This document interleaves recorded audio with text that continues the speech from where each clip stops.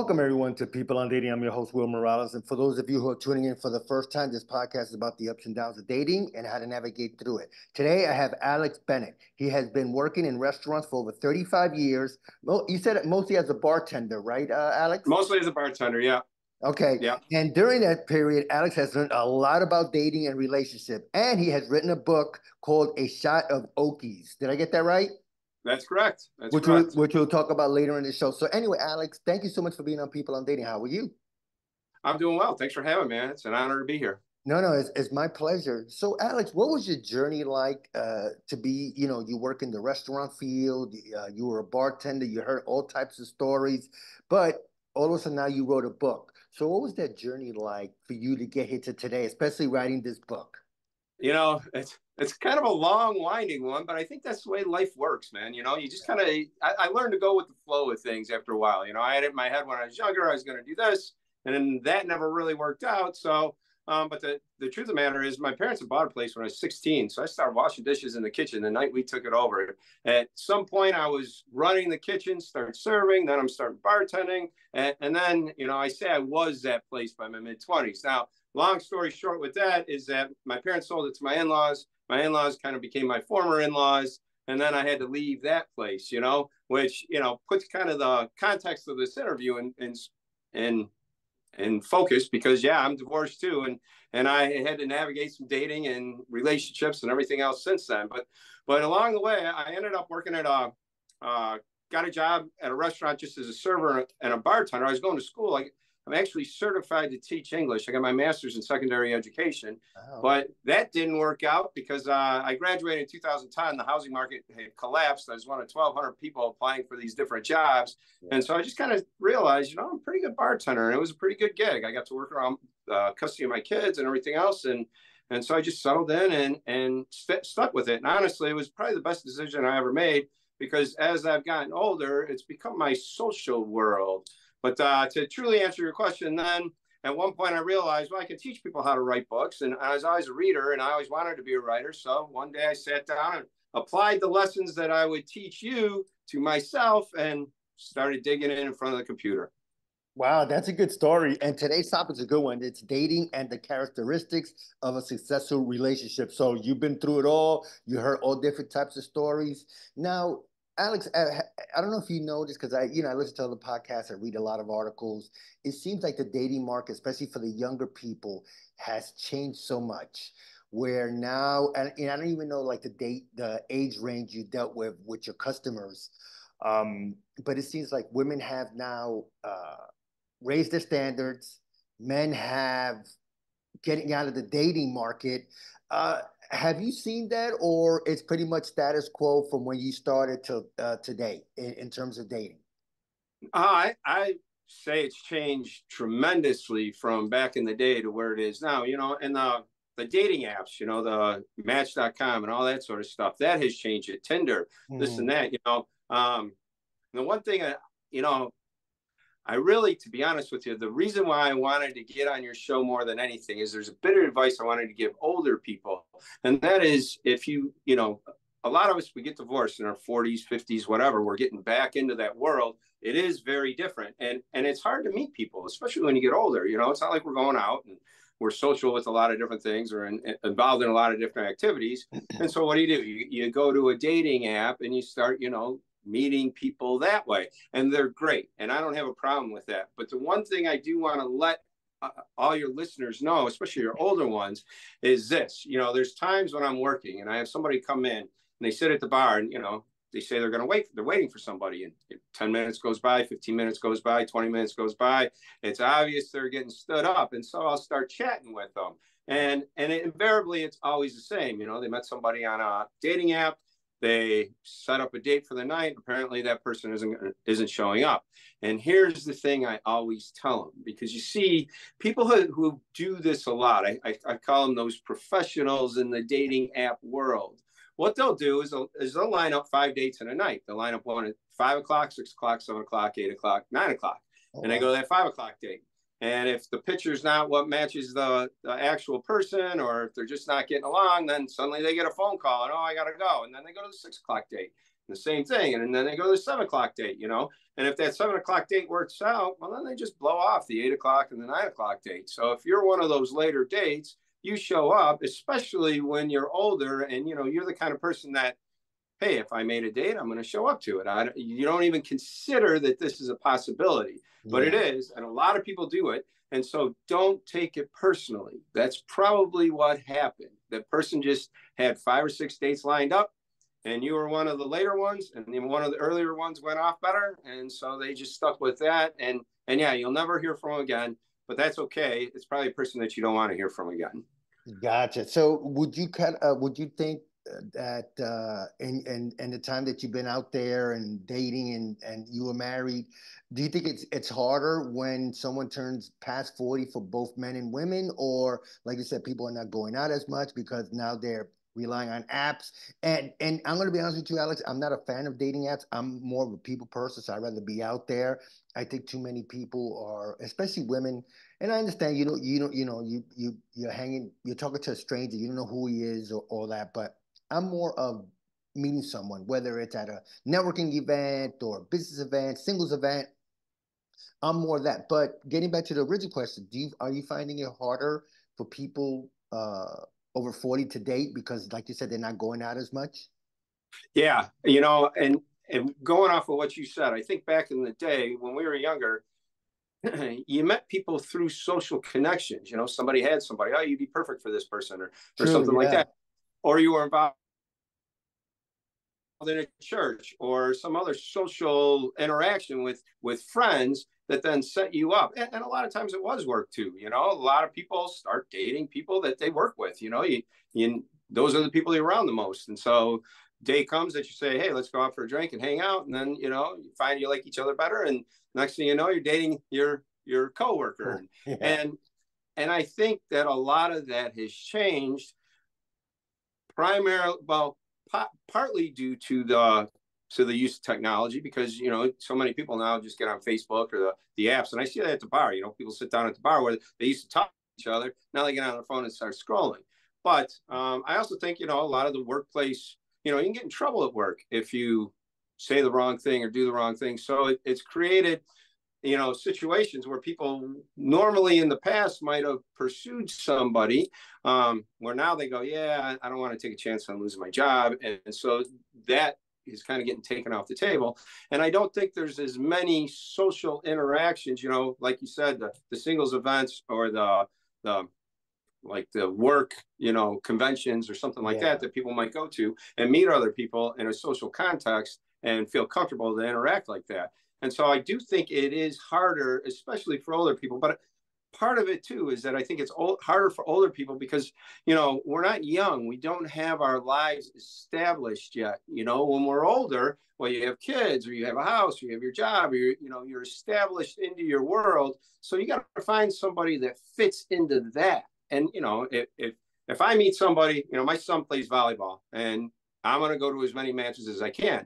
And if I meet somebody who has a child who's involved in a sport and that person has a game or a match or whatever at the same time as my son's, well, guess which one I'm going to go to. So it gets harder to build. And I expect them to go to theirs, but it gets harder to make that connection like we Yeah. were when we were younger, where you didn't have nothing to do. So you could spend all your time with the other person and kind of build that relationship that way. And then build a life together. You know, when you get older and you start dating, we're beyond the time of building a life together. And I hate saying it becomes more of a matter of convenience, but it does become more of a matter of companionship, I guess, where you're not looking to necessarily move in with somebody, you're not going to have kids with somebody, but you kind of want somebody around because you get a little lonely, or you want to date for a wedding, or you want something to do or go see a movie with or something like that. And that's where it gets difficult, I think.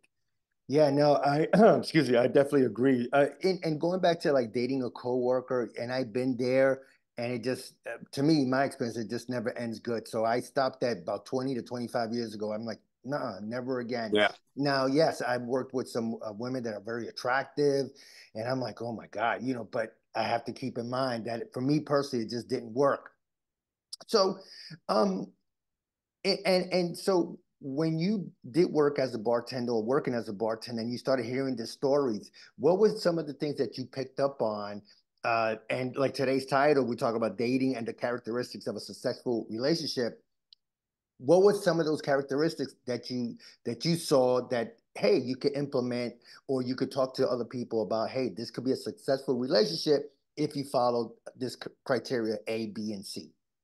Well, one of the things I always, as a bartender, a lot of people come in for their anniversary, and Yeah. you hear somebody, hey, we've been married 60 years. Wow, man, that's impressive. What's some advice you'd be willing to pass on? And I've gotten quite a bit of different answers, but one of the ones that always kind of sticks out is, you got to empathize with your spouse. And a lot of times, people think that empathy is trying to give them advice or make their lives right. But that's not necessarily the case. What it is more than anything is just listening to them when they need to get the things off their chest that they need to get off their chest. Mm. And where you see that with like somebody comes home, has a bad day at work. They start venting about a coworker or a situation or whatever. And their spouse might say, well, this is what you got to do, and you got to do it.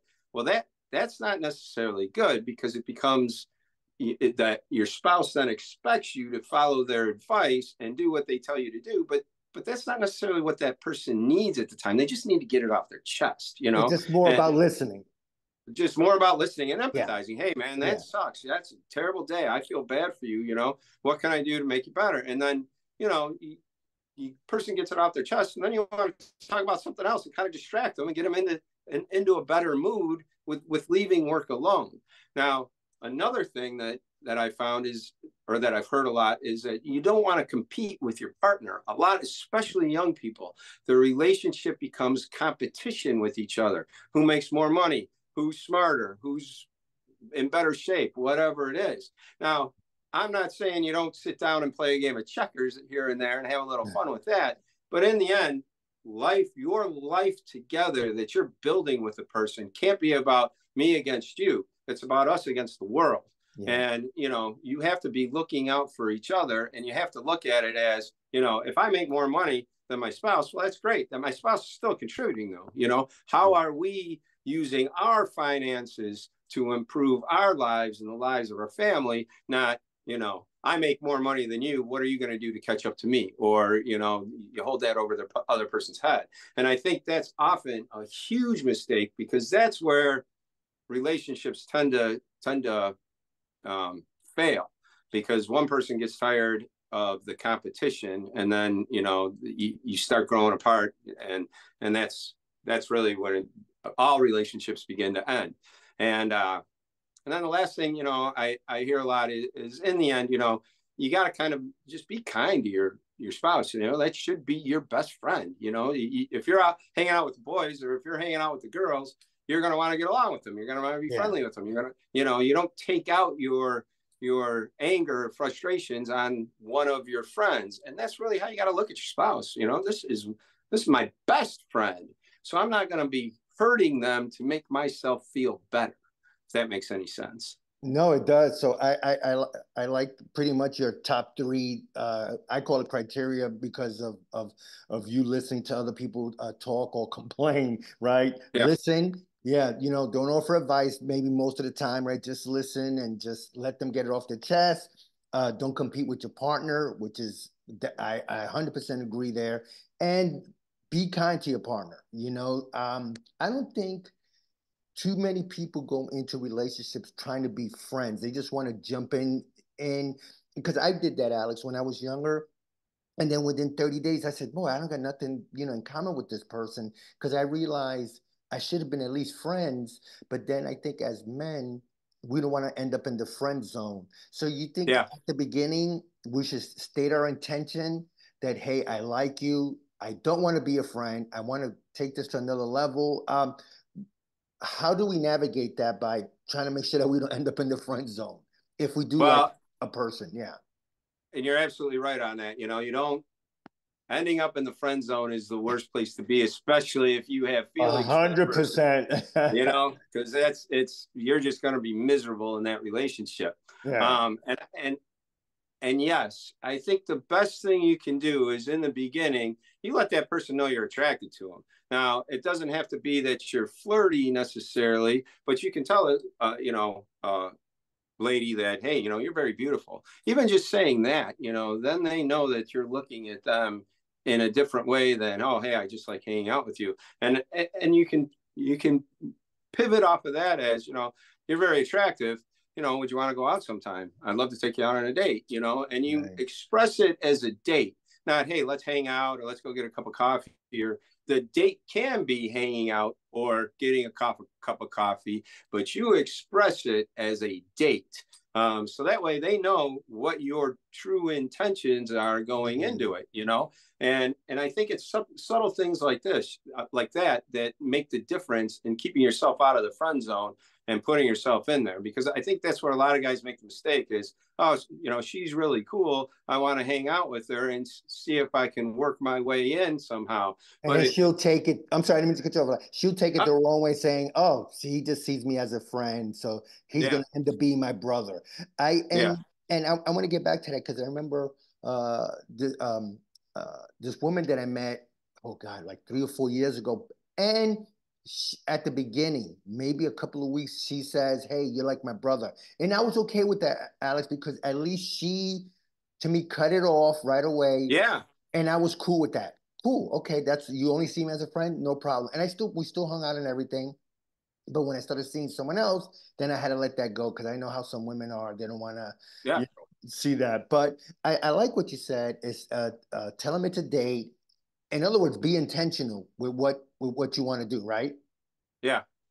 Yeah, absolutely. Because if you say, "Hey, let's go out on a date," and she says no, well, then she's not interested in you in that way, and you can let it go. But she's not going to approach you then and say, "Oh, let's go hang out or let's go see a movie," because Yeah. then you can fire back with that. Well, is this a date or is this just hanging out? And if it's just hanging out, well, then you can say, I'm not really up for that, and kind of let that go. Because again, you don't want to be. And I've been in that zone. I think every guy's been in that zone, and Oh yeah. that's a miserable place to be because in the end, and there are a lot of girls out there that will um, know that you have the intentions that you have, but and try to get as much out of you, whether it is to change a flat tire or give them some money for some help or something like that. But Yeah. try to do their best to keep you in that friend zone because you're not expressing your intentions as not wanting to be in that zone. And so Yeah. that's very careful. Nobody wants to be there. That's the worst place in the world to be. And so, yeah, again, my personal advice is, yeah, state your intention. Hey, man, this is not just hanging out. This is more of going out and seeing what can happen next. And if you do go out on the date, I'm not saying you try to get too physical or anything else with her, but you can maybe say to her, "Hey, I'd love to give you a kiss goodnight," something like that. You can Yeah. um, keep it pretty. What's the word I'm looking for? Safe, I guess I'd say, or Yeah. harmless, maybe, and but ultimately you're saying, you're breaking the physical um barrier, so to speak. And if she says Yeah. no, she says no, whatever, man. Then and if you know and she knows, you can let it go and you don't have to worry about it. Yeah. Okay. No, that's definitely good advice. So I to me, what I'm getting out of it is just be intentional. Just state your desire. Hey, I want to take you out on a date. That's the key. Yeah, Not let's just hang out. Let's yeah, just go to the park. But I want to take you on a date because then it's the ball's on in her court, basically saying, okay, do I go or do I not go? And if, like you yeah, said, if she says no, at least you know right away, and money's not spent, your time is not spent, and at least now you know from the get go, okay, this yeah. is going to be a friendship thing. Now it's up to me whether I'm going to pursue it as a friend But or just move on, right? move on. Exactly, exactly. And that's being Yeah, go honest ahead, go in ahead. life is always the easiest thing to be. You Yeah. know. So when you were or still are doing, working in the restaurant field, I want to talk about a little bit about age gap dating. Where Okay. you see maybe a guy might be in his 40s or 50s and a woman might be in the late 20s or early 30s. In your experience, has that worked? Because I see videos where women like older men. I mean, I have a coworker that I work with, and she's in her 20s, and she says that she likes older men because they're more mature. Most of the time, they got their stuff together than dating someone her age because they're not there yet mentally. Yeah. How did seeing that, did that work, or did you go through that yourself? Well, What was your it's a experience in that?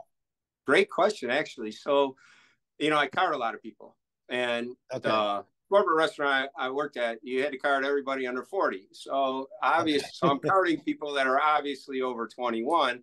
Um, and what I would find a lot of times is the age gap that worked, where you could tell that this was a very successful relationship. These people were very committed to each other, and whatever, was going to be 8 to 12 years. A guy that was consistently, I would see where the lady would be 8 to 12 years younger than the guy. And you could tell that there was no problems with that age gap, or there was no, you know, uncomfortableness or whatever with that, where that worked. You could see that the relationship was healthy.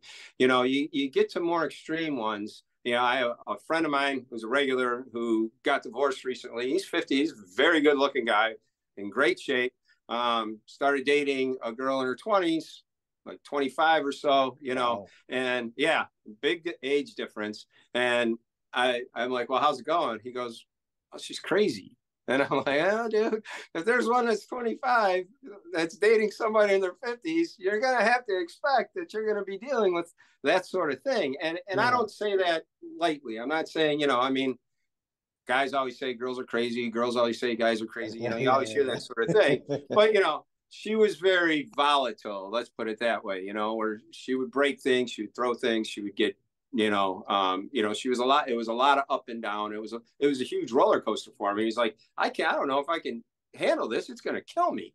And I'm like, yeah, well, that's the problem of dating somebody that much younger. Yeah. So, I'm not saying that it can't work. I have seen, or I have known people who would be dating significantly younger. I got another regular who his wife is probably about 30 years younger than him, and they seem great. They have kids together and everything else. And but if you're asking me, that perfect zone is going to be about 8 to 12 years.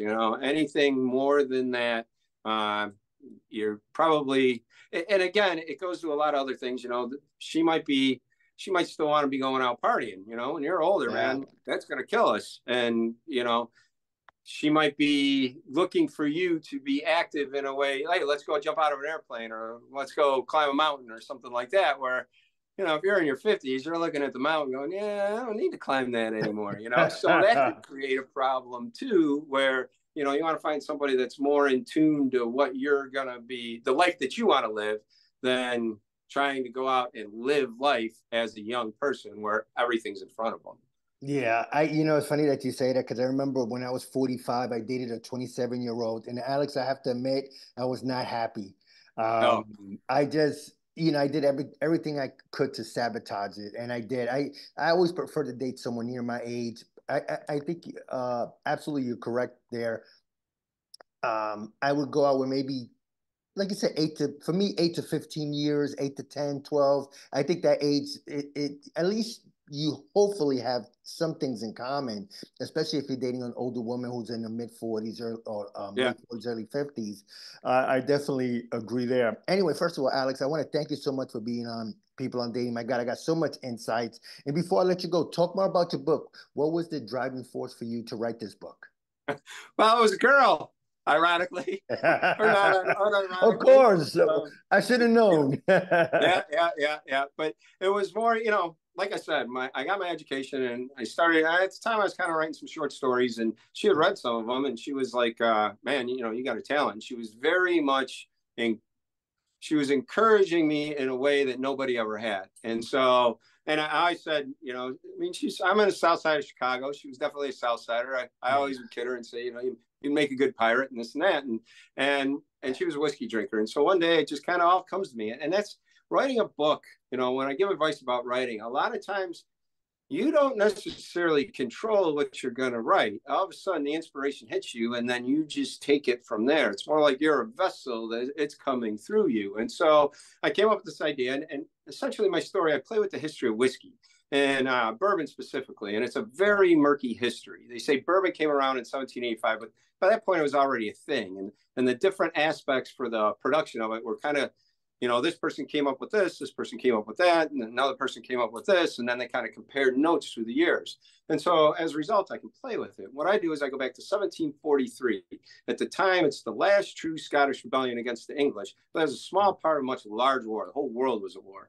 And I got a young Scotswoman in America who wants to make whiskey, and so she's stumbling on the process of making bourbon. And at the same time, there's an Irish pirate, and every time she hears about an English ship that has a barrel of her Oakies aboard, she seizes it, she accuses the captain of smuggling, and she executes him. You know how guys are, the more dangerous something is, the more we're going to want it. As her legend grows, the stories cross the Atlantic, and they reach an English pirate hunter. But by that point, I say, if you want to know what happens next, you got to read the book. And it's actually a trilogy. I got the first book out last March. That's the Shot of Oakies. The trilogy is called The Old Rosie Chronicles. And I'm hoping to get the second book out maybe May, June this year. Oh, great. And so if somebody wanted to buy the book, the usual Amazon or anything? Amazon. Yeah, it's available on Amazon, Barnes & Noble, and Exhibitus. Exhibitus is the publisher's website. But, I also run a page on Instagram, Facebook, and X. It's called Literary Booze. And every month I highlight an author. And this month it's J.D. Salinger. And I just do quotes and facts about their life and stuff like that. So if you like authors and you want to see if your favorite author, by all means, follow the page. But you can also, there's a link on the page that you can buy the book through there as well. And anytime I'm posting any news or I'm going to be doing a book signing or anything, I kind of use that as a platform to promote the book. Yeah, I'll definitely put that in the show notes. And anything else you would like to promote? I always, this is what I always say. I work at a place in Frankfort, Illinois. It's just on the south of Chicago. It's called La Dolce Vita. And if you want to come in and buy the book or get some dating advice or just sit and chat for a little while, pass something on to me, I'm there. You can always reach out to me on Literary Booze. I'll tell you when I'm there. I'll sell you the book and I'll sign it and I'll make your favorite drink at the same time. No, sounds good. And where can people find you? Talk about those sites again: Facebook, Instagram, Facebook, and X or Twitter or whatever it's called now. Yeah, exactly. It's at Literary Booze. So, and you can do it all one word and it should come up. There's LB as the like in the logo, and then there's a picture of me on the page as well. All right, sounds good. I'll definitely put that on the show notes. Well, Alex, again, thank you so much for being on People on Dating. Give us a lot of insights. I mean, dating tips and things like that. I really appreciate your time. Okay, well, thank you very much. I appreciate it. Thanks for having me. Yeah, my pleasure. All right, bye-bye.